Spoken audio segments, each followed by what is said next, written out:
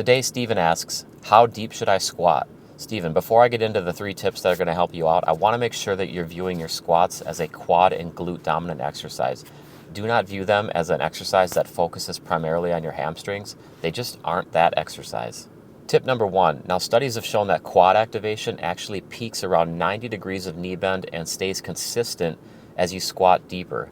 If quad activation is your main goal, you really only need to squat to about that 90-degree knee bend. Tip number 2, in terms of glutes get activated further and more intensely as you squat past 90 degrees. In other words, a full squat depth.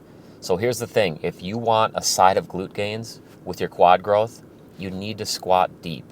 Now, I'm a huge fan of smart training, so tip number 3 is going to be focused on that.